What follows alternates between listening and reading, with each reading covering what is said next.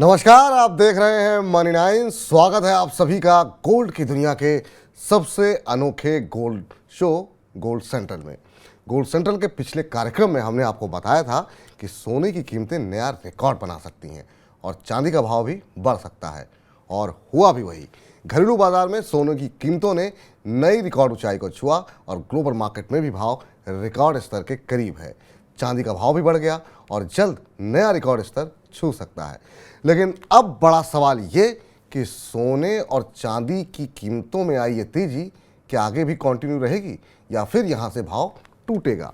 Gold central के आज के कार्यक्रम में हम इन्हीं सवालों के जवाब तलाशने की कोशिश करेंगे। साथ में सोने और चांदी के बाजार को लेकर अन्य खबरों पर भी नजर डालेंगे और हमेशा की तरह ये भी पता करेंगे कि दुनिया भर के केंद्रीय बैंकों तथा सोने के एक्सचेंज ट्रेडेड फंड्स सोना खरीद रहे हैं या फिर बेच रहे हैं। तो इन तमाम पहलुओं पर बातचीत करें उससे पहले ये जान लेते हैं कि आज के कार्यक्रम में क्या कुछ रहने वाला है खास ऑन द शो में। तो सबसे पहले आपको ये बताएंगे कि चीन के केंद्रीय बैंक ने कितना सोना खरीदा है और लगातार दुनिया भर के जो तमाम केंद्रीय बैंक हैं वो इतना सोना खरीद क्यों रहे हैं और चीन की इस खरीद से सोने की कीमतों पर क्या कुछ असर पड़ेगा। दूसरा महत्वपूर्ण मुद्दा इस पर हम बातचीत करेंगे, सोने के आयात में हमने देखा है कि गिरावट देखने को मिली है। ये आयात कितना घटा है और इसके क्या मायने निकाले जाने चाहिए, हम अपने एक्सपर्ट से समझने की कोशिश करेंगे। और सबसे आखिर में जानेंगे कि गोल्ड और सिल्वर में क्या इस समय खरीदारी के मौके बन रहे हैं। जिस तरीके से हम देख रहे हैं कि लगातार नई ऊंचाइयां सोने में छूती हुई दिखाई दे रही हैं, ऐसे में क्या स्ट्रेटजी आपको प्लान करनी चाहिए, इस पर भी करेंगे बातचीत। लेकिन इन तमाम चर्चाओं पर बातचीत करें उससे पहले देख लेते हैं सोने की दुनिया में क्या कुछ बड़ी खबरें रही हैं हेडलाइंस में। 10 महीने बाद गोल्ड के ETF बने सोने के नेट खरीदार। मार्च में की 32 टन सोने की खरीद, 3,444 टन हुई गोल्ड ETFs की कुल होल्डिंग।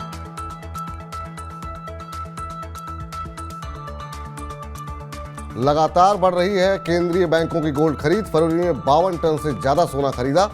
चीन का केंद्रीय बैंक सबसे बड़ा खरीदार। देश में घटा सोने का आयात, 15% इंपोर्ट ड्यूटी की वजह से आयात में गिरावट। हालांकि सोने की तस्करी में भी हुई है बढ़ोतरी। गोल्ड इंपोर्ट घटाने के सरकारी प्रयासों का दिखा असर। सॉवरेन गोल्ड बॉन्ड और गोल्ड मोनेटाइजेशन स्कीम में बढ़ा निवेश। 7 साल पहले लॉन्च की गई थी दोनों योजनाएं।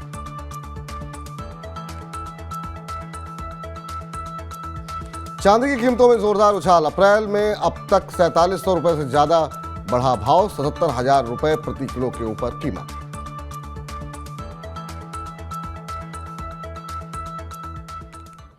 चलिए अब वक्त हो गया है हमारे आज के खास मेहमान से आपको रूबरू कराने का। तो गोल्ड सेंट्रल में हमारे आज के एक्सपर्ट होंगे वीरेंद्र वकील जी, जो कि पैराडाइम कमोडिटीज के CEO हैं।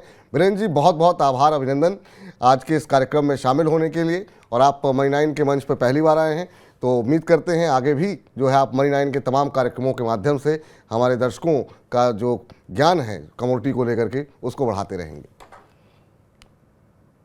लेकिन वीरेंद्र जी से बातचीत शुरू करें और आज के कार्यक्रम पे बातचीत करें उससे पहले जरा हमने एक खास रिपोर्ट तैयार की है जो कि गोल्ड पर है, जो ये बता रही है कि चीन का केंद्रीय बैंक किस तरीके से लगातार खरीदारी कर रहा है और कितनी खरीदारी कर रहा है। जरा इस रिपोर्ट को देखते हैं। गोल्ड की कीमतें आसमान पर हैं और दुनिया भर के केंद्रीय बैंक अपने रिजर्व में लगातार गोल्ड की होल्डिंग बढ़ा रहे हैं।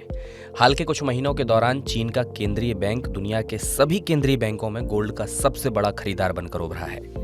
वर्ल्ड गोल्ड काउंसिल के आंकड़े बताते हैं कि बीते नवंबर के दौरान 37 महीने बाद चीन के केंद्रीय बैंक ने अपने विदेशी मुद्रा भंडार के लिए सोने की खरीद को शुरू किया था और तब से लेकर मार्च तक चीन का केंद्रीय बैंक अपने विदेशी मुद्रा भंडार के लिए 120 टन सोना खरीद चुका है। चीन के केंद्रीय बैंक के पास कुल गोल्ड रिजर्व बढ़कर 2068 टन हो गया है। हालांकि केंद्रीय बैंकों की गोल्ड खरीद सिर्फ चीन के केंद्रीय बैंक तक सीमित नहीं है, बल्कि दुनिया के ज्यादातर केंद्रीय बैंक सोना खरीद रहे हैं। इस साल जनवरी और फरवरी के दौरान केंद्रीय बैंकों की कुल खरीद 126 टन दर्ज की गई है और इसमें सबसे बड़ी हिस्सेदारी चीन के केंद्रीय बैंक की है। 2023 से पहले 2022 के दौरान भी दुनिया भर के केंद्रीय बैंकों ने अपने विदेशी मुद्रा भंडार के लिए गोल्ड की खरीद को बढ़ाया था। 2022 के दौरान पूरी दुनिया के केंद्रीय बैंकों ने रिकॉर्ड 1136 टन सोने की खरीद की थी, जो 2021 में हुई खरीद के मुकाबले 152% ज्यादा है। और 55 सालों में केंद्रीय बैंकों की सबसे बड़ी खरीद है। दुनिया भर के केंद्रीय बैंकों की गोल्ड खरीद में भारत के केंद्रीय बैंक आरबीआई यानी रिजर्व बैंक का भी योगदान है। 2022 के दौरान रिजर्व बैंक ने अपने विदेशी मुद्रा भंडार के लिए 33 टन से ज्यादा सोने की खरीद की थी और यह खरीद का सिलसिला 2023 में भी बना हुआ है। बीते मार्च के दौरान आरबीआई ने करीब 3.5 टन सोने की खरीद की और रिजर्व बैंक का कुल गोल्ड रिजर्व बढ़कर 794 टन के पार पहुंच गया है, जो दुनिया भर के केंद्रीय बैंकों का 9वां सबसे बड़ा गोल्ड रिजर्व है। कमोडिटी विशेषज्ञ सुगंधा सचदेव का मानना है कि भारतीय रिजर्व बैंक समेत वैश्विक स्तर पर अधिकतर केंद्रीय बैंकों की गोल्ड खरीद का सिलसिला आगे भी बना रह सकता है और उनकी खरीद की वजह से भविष्य में सोने की कीमतों में तेजी दिख सकती है।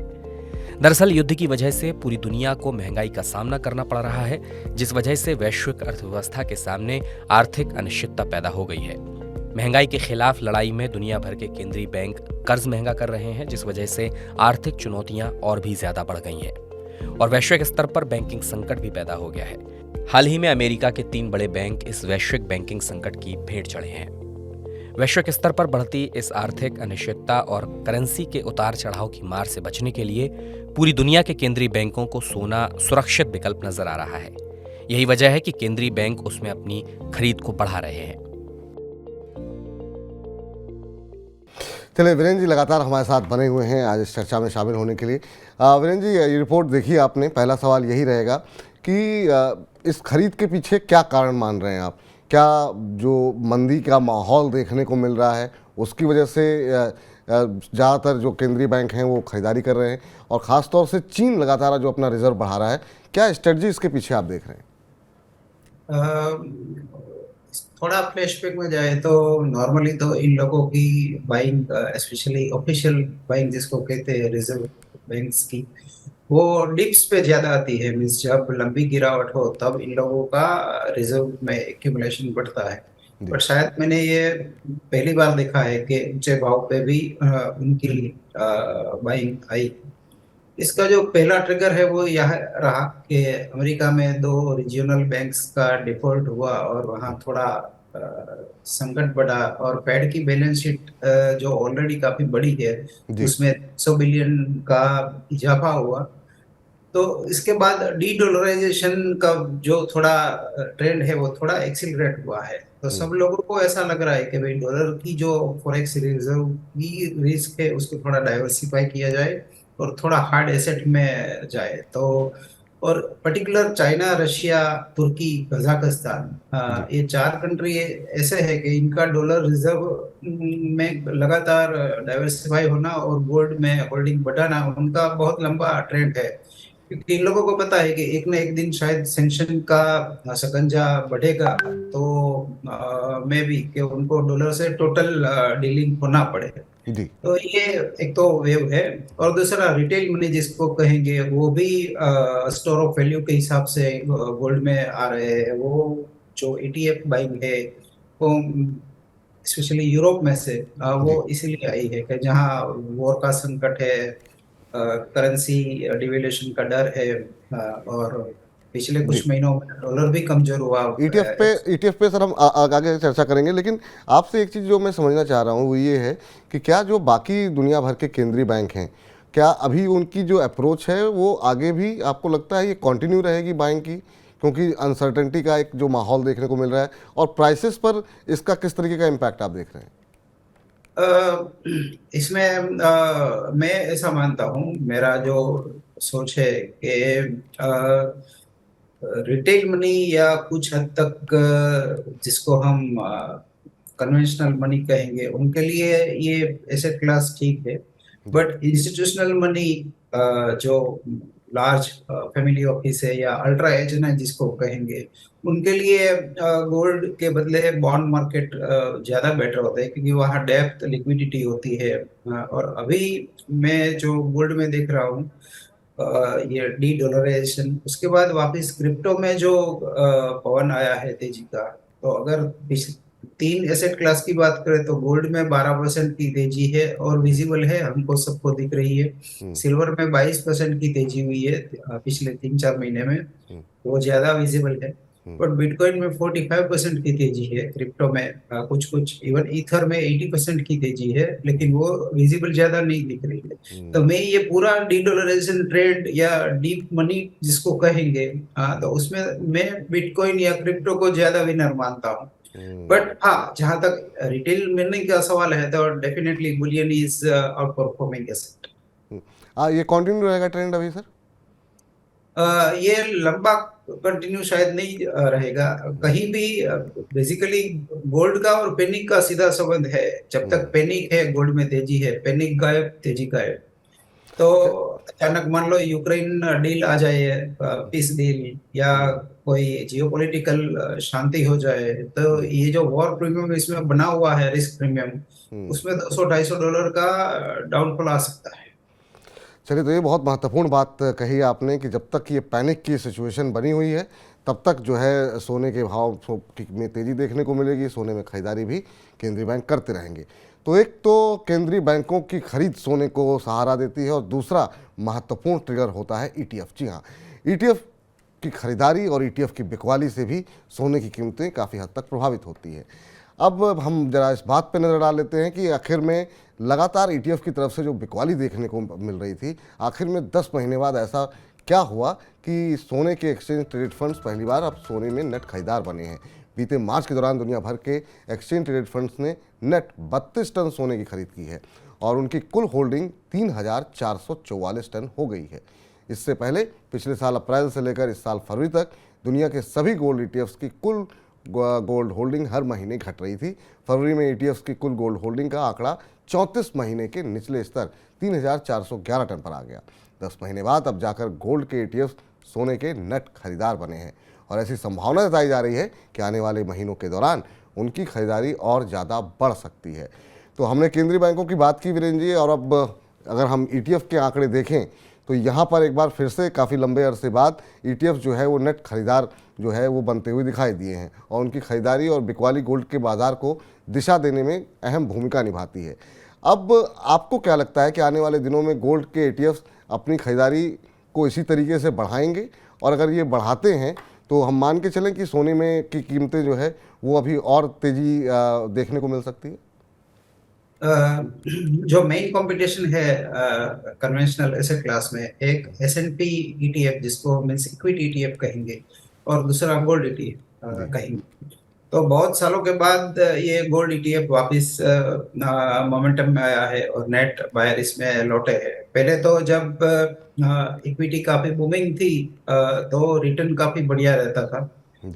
अब ये जो पैनिक का माहौल बना है खास करके यूक्रेन वॉर के बाद, प्लस इन्फ्लेशन इतने फास्टर रेट हाइक के बाद भी अब तक कंट्रोल में नहीं आ रहा है, तो लोगों को ये लगता है कि कुछ पैसा अपना हार्ड मनी का 10-20-15% गोल्ड में होना चाहिए।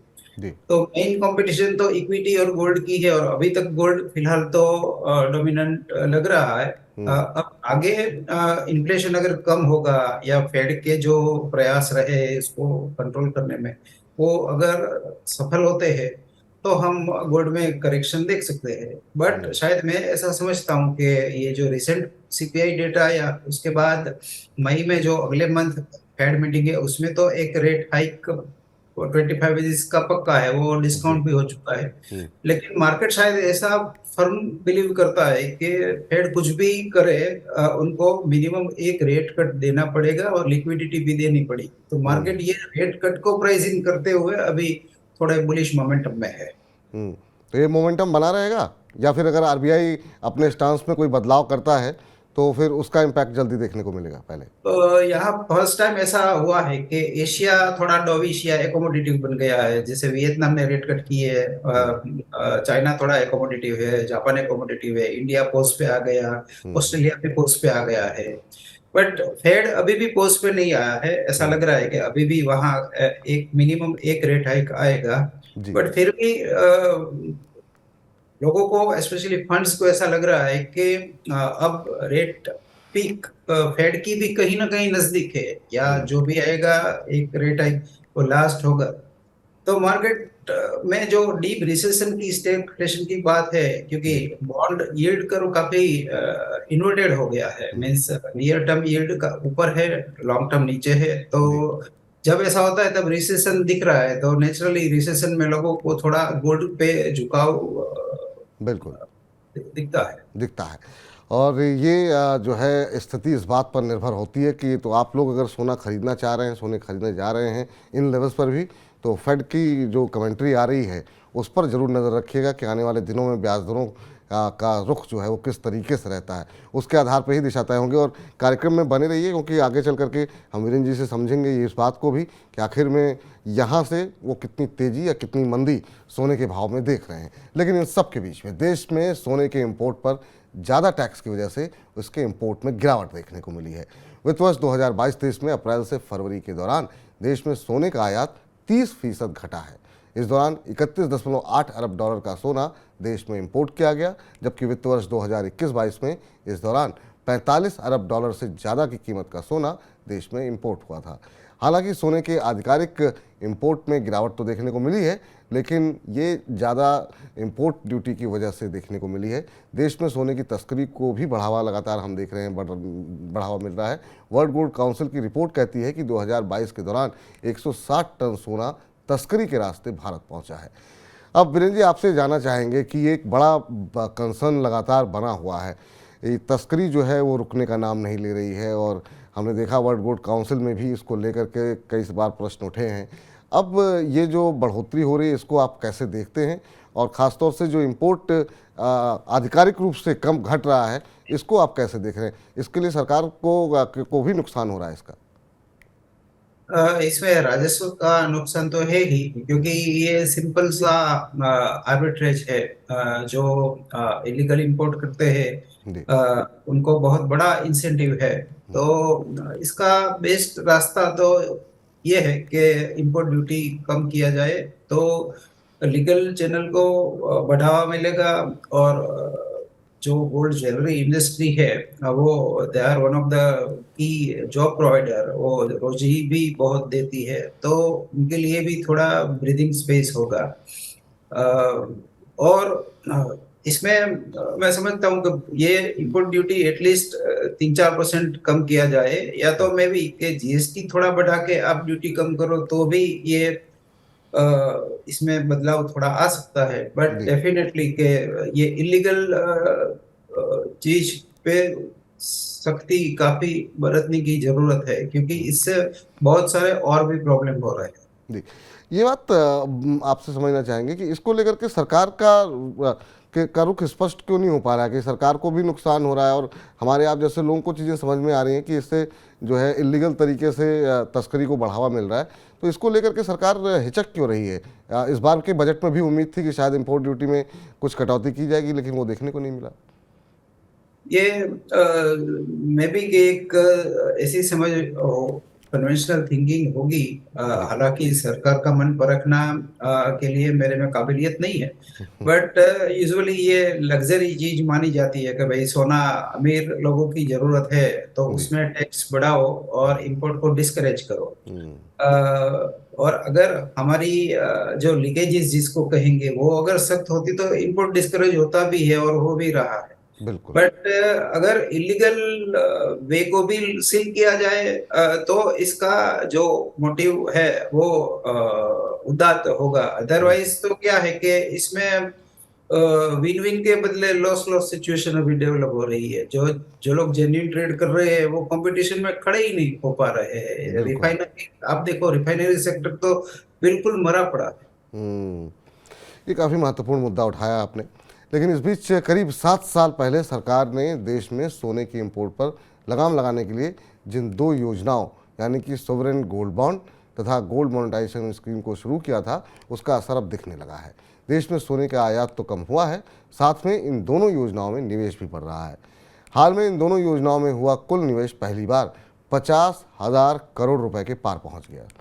इसमें अधिकतर निवेश सोवरेन गोल्ड बॉन्ड स्कीम में हुआ है, जिनमें किए गए निवेश पर सोने की कीमतों में बढ़ोतरी का फायदा तो मिलता ही है, साथ में अतिरिक्त 2% का ब्याज भी दिया जाता है। आप किस तरीके से देख रहे हैं, क्योंकि एक ऐसा कॉन्सेप्ट है सर भारत में अभी भी लोग फिजिकल गोल्ड लेना ज़्यादा पसंद करते हैं। हालांकि अवेयरनेस बढ़ रही है और जैसा कि हमने देखा 50,000 करोड़ का इन्वेस्टमेंट अब तक हो चुका है, लेकिन जितना बड़ा बाजार है और जिस तरीके से भारतीय सोना खरीदते हैं, यहाँ पर अभी भी हिस्सेदारी थोड़ी कम है। आप को क्या लगता है कि आप पोर्टफोलियो में कितना सोना होना चाहिए और उसमें सॉवरेन गोल्ड बॉन्ड या जो डिजिटल गोल्ड है उसकी हिस्सेदारी कितनी होनी चाहिए? बेसिकली जब से ये स्कीम लॉन्च हुई है, स्पेशली एसजीबी मैं कहूँगा, तो जब जब इसकी ऑप्शन हुई, मीन्स ये जब जब सीरीज लॉन्च हुई और जिसने भी निवेश किया वो एटलीस्ट 15-20% का रिटर्न कमाया है। जो इनिशियली जिसने फर्स्ट मूवर एडवांटेज जिसको कहेंगे, उसको तो काफी 30-40% का गेन मिल चुका है, साथ ही ब्याज भी उसको मिल रहा है।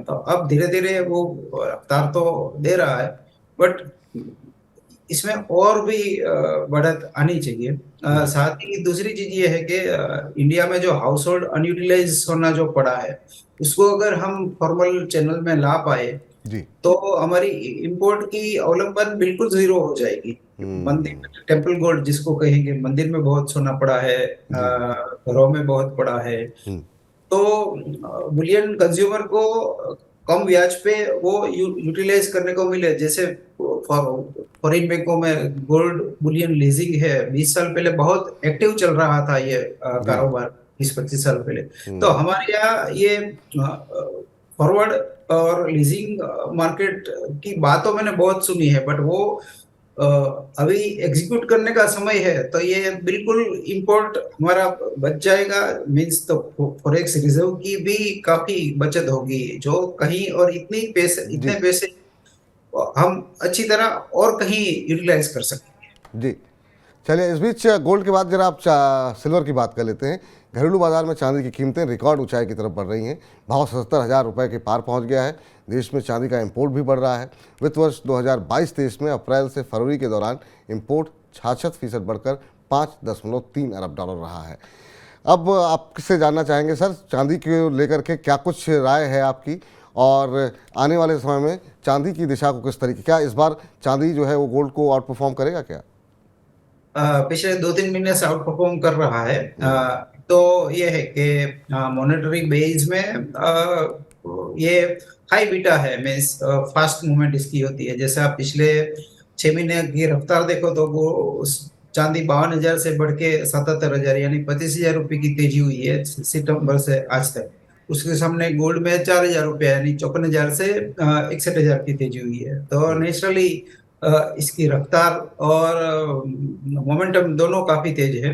गिरावट में भी वो ऐसे ही रहती है। जब कोविड पीक के समय ये 78,000 होके गिर के 52,000 हो गई थी। गोल्ड रिलेटिवली स्टेबल है, बट मैं चांदी को पर्टिकुलर ऐसा समझता हूँ कि जो लॉन्ग टर्म प्लेयर है उनके लिए हेजिंग में ये बेटर रिटर्न देती है। जो पेरेनियल हेजर्स है, फिजिकल लेके सामने फ्यूचर्स बेच के रोल ओवर करते हैं, तो उनको 15-16% का ऑलमोस्ट रिस्क फ्री रिटर्न देती है। और थोड़े से डायनेमिक हेजर है तो 20-22% तक भी कमा लेते हैं। प्लेइंग इन्वेस्टर है जो उनको अपनी स्किल के हिसाब से रिटर्न मिलता है। आपसे जानना चाहेंगे सर, अब आगे एक साल के अगर हम एक आउटलुक लें तो चांदी में किस तरह के रिटर्न की उम्मीद अब हम कर सकते हैं? क्या कुछ आउटलुक आप देख रहे हैं यहाँ से? क्या कुछ भाव साल के अंत तक हमको देखने को मिल सकता है? ये सब निर्भर रहेगा अल्टीमेटली फेड की पॉलिसी पे, कि फेड का यूटर्न मींस पिवोट जिसको कहते हैं वो कब आएगा।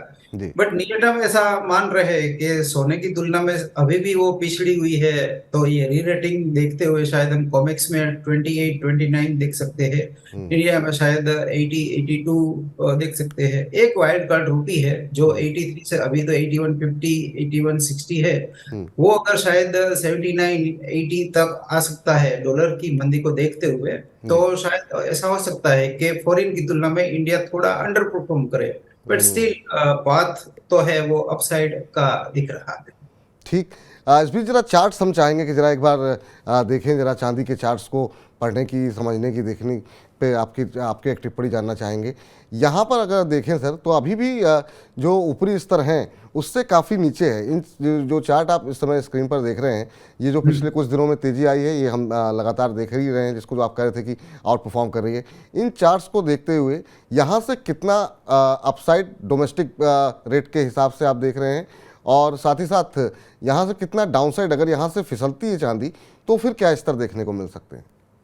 ब्रॉडली 17-70 18 वो सपोर्ट है, मेजर मेजर सपोर्ट कहेंगे जिसको। जी। और 28, 80, 29 वो मेजर रेजिस्टेंस है। पिछले 40 साल में फर्स्ट टाइम इसका टॉप बना था $50, फिर वहां से गिर के $4 हुई, सॉरी $4 या फिर बढ़ के हमने इसको $30 देखा कोरोना पिक के समय, वहां से गिर के कोरोना के बाद ये वापस $17 हुई लास्ट ईयर 2022 में। अभी 26-50 चल रही है। तो अभी भी कॉमेक्स के हिसाब में देखो तो अभी भी अपने ऑल टाइम हाई से 50% नीचे है, कि गोल्ड अपने ऑल टाइम हाई के बेहद नजदीक है। तो हम चांदी का जो लोकल तेजी देख रहे हैं ना, वो उसमें से ड्यूटी और रुपी की असर हटा दो तो कोई ज्यादा ग्रोथ नहीं आया है। जो ग्रोथ देख रहे हैं वो रुपी ड्यूटी का ही देख रहे हैं। तो इसमें मैं ऐसा मानता हूं कि जब हम चांदी को देखते हैं तो हमको कॉमेक्स और रुपी और डोमेस्टिक ड्यूटी फैक्टर या उस सबको फैक्टर इन करना चाहिए। ठीक। ज्यादातर ऐसा होता है कि हम कॉमेक्स देखते हैं, खेलते हैं इंडिया, तो मीन्स कहीं पे निगाह है कहीं पे निशाना टाइप की बात हो जाती। चलिए, ये बहुत अच्छी बात कही आपने। लेकिन अब चांदी के बाद रुख कर लेते हैं एक बार सोने को लेकर के। सोने में हमने देखा कि इक्विटी को बीट किया, सोने ने जितने भी बाकी इन्वेस्टमेंट के टूल्स थे उन सबको बीट किया 2022 में। अब रिकॉर्ड हाई पर पहुंचने के बाद क्या कुछ उम्मीदें लगाई जानी चाहिए? क्या ये जो रैली है वो कंटिन्यू रहेगी? एक बार फिर से क्या गोल्ड जो है वो बाकी जो है म्यूचुअल फंड और इक्विटी सबके रिटर्न को मात दे पाएगा? मेरे हिसाब से शायद मैं माइनॉरिटी में हूँ। मेरे हिसाब से गोल्ड का रियल पीक 2011 में बना। उस समय एक दिन के लिए गोल्ड ईटीएफ का मार्केट कैप इक्विटी ईटीएफ के मार्केट कैप से आगे निकल गया था, सिर्फ एक दिन के लिए। दूसरा एक गोल्ड इंडेक्स में ज्यादा देखता हूँ जिसका सिंबल HUF है। वो अभी भी अपना पुराना हाई क्रॉस नहीं कर पाया है, जबकि गोल्ड ने 2 बार हाई क्रॉस किया। तो मेरे हिसाब से पार्टिसिपेशन बेस के हिसाब से अभी जो हम तेजी देख रहे हैं वो प्राइस की तेजी जरूर है, बट पार्टिसिपेशन की तेजी नहीं है। और दूसरा एक मैं देख रहा हूँ वो ये क्राउडेड ट्रेड बन गया है। मींस जब सब लोग एवरीबॉडी एंड ही और her brother is in buoyancy, तो क्या एक कहावत ऐसा माना जाता है कि if everybody is bullish B foolish. Means सब लोग अगर तेजी में है तो मार्केट वहां से गिरना चाहिए। तो ये क्राउडेड ट्रेड बन गया है, तो इस भाव से मैं थोड़ा बाई साइड तेजी को चेज करने में थोड़ा रिलक्टेंट हूँ, थोड़ा डर रहा हूँ। पर निश्चित रूप से ये मार्केट अभी मजबूत तो है जी। सर, आपने कहा कि आप थोड़ा घबरा रहे हैं, थोड़ा डर रहे हैं, और ये लेवल शायद जो जहाँ पे है भी सोना, यहाँ पर हमने देखा, एक बार जरा चार्ट लेकर के आइए, कि जो है लगातार 2-3 बार ऐसा हुआ कि यहीं पर आकर के रुकावट देखने को मिली है। ये देखिए ज़रा, अभी उन्हीं लेवल्स के आसपास है जहाँ पर हम देख रहे हैं कि मई में जो स्तर देखने को मिले थे वहाँ से फिर नीचे आया था। इसके अलावा हमने देखा कि जो है मई 2022 की बात करें तो वहाँ इन्हीं स्तरों के आसपास से फिर से फिसला था, और अब उन्हीं स्तरों के आसपास है। तो क्या यहाँ से एक जो है जो रेजिस्टेंस बनी हुई है इसको तोड़ेगा, या फिर जो आशंका आपको लग रही है कि यहाँ से जो है जो तमाम लोग बुलिश हैं और सब लोग अगर बुलिश हैं तो फिर वहाँ से मंदी आती है, वहाँ से गिरावट देखने को मिलती है, तो यहाँ से कितनी गिरावट आने की आपको संभावना दिखाई दे रही है? और अगर ये लेवल टूटता है तो फिर नेक्स्ट लेवल क्या होंगे, इस साल कैसे देख रहे हैं आप? मुझे ऐसा लग रहा है कहीं समाव कि ये फेक बाउंस देगा। मीन्स अगले 2 टॉप है उसको क्रॉस करेगा, यहाँ से 20, 30, $40 ऊपर जाएगा, फिर डिप देगा। लास्ट टाइम भी ऐसा हुआ था। अच्छा। यहाँ मैं थोड़ा फंडामेंटल की नजर से देखूं तो इसकी जो प्रोडक्शन कॉस्ट है वो अच्छे से अच्छी माइन की को $800-900 है, और एकदम इनएफिशिएंट माइन है उसकी भी $1300-1400 है। तो मीन्स एवरेज $1200 की प्रोडक्शन कॉस्ट देखो तो अभी भी माइनर ऑन एंड एवरेज 80% का मार्जिन से कमा रहा है। तो इस लेवल के हिसाब से मुझे ऐसा लग रहा है कि आगे जो प्रोडक्शन का जंप आएगा वो सप्लाई साइड सुनामी टाइप बहुत बड़ी सप्लाई आएगी, क्योंकि रॉ कमोडिटी में इतने मार्जिन बहुत कम देखे जाते हैं। तो इसके पहले जो करेक्शन आया था 2011 की बुल मार्केट का, उसके बाद ये 1900 से गिर के 1050 आया था। हम्म। उसके पहले 1980 में जो बुल रन था वो 35 से 850 होके फिर $251 आया, जो 20 साल मंदी चली। जी। तो इसके पहले 90 में इराक कुवैत वॉर में भी 317 से 390 ओके, वो अगेन 280 गया था। तो मैं फिलहाल बहुत ज्यादा पास्ट में नहीं जाता हूँ, क्योंकि जी। जब तक ये पैनिक बरकरार है, कहीं ना कहीं वॉर या जियोपॉलिटिकल इंस्टेबिलिटी या डी डॉलराइजेशन, हम्म। किसी भी रूप में जब तक पैनिक है तब तक इस मार्केट को सपोर्ट मिलेगा। बट पैनिक गायब तो तेजी गायब, वो मेरी जो थॉट प्रोसेस है वो अभी भी बरकरार है। मतलब हम ये मान के चलें कि आप ये कह रहे हैं कि जो लोग पिछले 2-3 साल की रिटर्न देख करके अब अपना ज़्यादा फोकस अगर गोल्ड पे कर रहे हैं, तो उनको थोड़ा कॉशियस होकर के गोल्ड में पैसे लगाने चाहिए, खासतौर से अगर नज़रिया 1 साल का है, क्योंकि जैसे अंतर्राष्ट्रीय हालात बदलेंगे तो यहाँ पर सोने में एक गिरावट देखने को मिल सकती है। ये कहना चाह रहे हैं सर आप? ये परफॉर्मेंस के बारे में ये हमेशा एक विडंबना रही है कि it is always correct in him side. Means आप 6 महीने का परफॉर्मेंस देखो तो आपको ऐसा लगेगा कि नहीं, ये तो लेने के भाव थे, बॉटम के भाव थे। जब कोरोना में इक्विटी टूटी थी तो सब यार ये मुफ्त में मिल रहा था। बट उस समय हमारी मानसिकता वो नहीं होती कि ये बॉटम के रेट है या। तो मैं ऐसा मानता हूँ कि स्टैंड एलोन थॉट प्रोसेस या अपना जो भी बहकाव में ना जाके प्रॉपर इसकी होमवर्क करके और खुद की रिस्क एपेटाइट देख के, रिस्क प्रोफाइल देख के काम करना चाहिए। मीन्स इसमें कॉपी कट इमिटेशन थोड़ा हानिकारक हो सकता है। हानिकारक हो सकता है। तो सोने में निवेश करने से पहले पूरी रिसर्च करें, क्योंकि काफ़ी तेज़ी आ चुकी है, ऐसा मानना है वीरेंद्र जी का। सोना या चांदी सर, अगर इनमें से अगर अपने पोर्टफोलियो में किसको ज़्यादा वेटेज इस समय देनी चाहिए? चांदी ने अंडर परफॉर्म किया है, तो क्या अगर हमारे पास 100 रुपये हैं तो क्या 60 रुपये चांदी पे लगाएं, 40 सोने पे लगाएं, या फिर आपको लगता है कि ये वाइसे वर्सा होना चाहिए, या चांदी में बेट और ज़्यादा बढ़ानी चाहिए? अगर आप रिस्क लेवर हो तो 60% सिल्वर में जाओ, 40% गोल्ड में जाओ। अगर कंजर्वेटिव हो, जैसे मैं इसमें मेरा रूल ऑफ थंब ऐसा है कि मैं अगर 55 का हूँ और सीनियर सिटीजन, तो मैं गोल्ड में ओवरवेट रहूंगा, सिल्वर में कम रहूंगा, क्योंकि मेरी रिस्क लेने की क्षमता नेचुरली कम है। कोई यंगस्टर है अगर 35-40 के ब्रैकेट में, आगे जिंदगी है, कमा लेंगे, तो उनको सिल्वर में ओवरवेट होना चाहिए, गोल्ड में अंडरवेट रहना चाहिए। वीरेंद्र जी, बहुत अच्छी अच्छी बातें आपने बताई और हमारे तमाम दर्शक का ज्ञानवर्धन काफ़ी किया, खासतौर से सोने चांदी की कीमतों को लेकर के। बहुत बहुत शुक्रिया, बहुत बहुत धन्यवाद आज के इस कार्यक्रम में शामिल होने के लिए। उम्मीद है कि आप आगे भी हम मनी 9 के तमाम कार्यक्रमों में शामिल होकर के हमारे दर्शकों का ऐसे ही ज्ञानवर्धन करते रहेंगे। बहुत बहुत शुक्रिया सर। Thank you sir. तो फिलहाल अब जो है अगली उस पर चलें, इससे पहले एक बात समझ लीजिए कि सोने चांदी को लेकर के जो वीरेंद्र जी ने कहा है, उम्र के लिहाज से आप निवेश करें। सोने में इस बार उस तरह के रिटर्न की उम्मीद ना करें जिस तरह के रिटर्न आपने पिछले सालों में देखे हैं। यहाँ पर जैसे अंतर्राष्ट्रीय स्थितियाँ बदलेंगी तो यहाँ पर सोने में गिरावट, एक करेक्शन आ सकता है। चांदी, अगर आपकी उम्र है तो आपको चांदी पर इस बार जो है ज़्यादा भरोसा लग रहा है, लेकिन अगर आप की उम्र 50 से ऊपर है तो फिर गोल्ड पे ही दांव लगाइए, क्योंकि आने वाले समय में सुरक्षित निवेश वहाँ रहता है। लेकिन चांदी में अगर आप रिटर्न चाह रहे हैं तो चांदी में रिटर्न गोल्ड के मुकाबले ज़्यादा बेहतर रह सकता है। लेकिन इन तमाम चीज़ों के अलावा भी हम आपको कुछ बताते हैं, और वो होता है गोल्ड फन फैक्ट। जी हाँ, क्या आप जानते हैं कि अमेरिका के पास आधिकारिक तौर पर 8,133 टन सोने का रिजर्व है, जो कि भारत के आधिकारिक गोल्ड रिजर्व के मुकाबले 10 गुने से भी ज़्यादा है। तो जो आप आंकड़े लगातार हम आपको दिखाते रहते हैं कि भारतीय आरबीआई कितना गोल्ड खरीद रहा है, तो इतना गोल्ड खरीदने के बावजूद इस समय अमेरिका के पास आधिकारिक तौर पर भारत के आधिकारिक गोल्ड रिजर्व के मुकाबले 10 गुने से ज़्यादा का रिजर्व मौजूद है। तो फिलहाल गोल्ड सेंट्रल को यहीं समाप्त करते हैं। आप अपने निवेश को सुरक्षित तरीके से करें, एक्सपर्ट्स की सलाह के साथ अपना निवेश करें, और जहां कोई आशंका हो मनी 9 से पूछिए। मनी 9 अलग अलग कार्यक्रमों के माध्यम से आपकी तमाम वित्तीय उलझनों को दूर करने का प्रयास करता रहता है।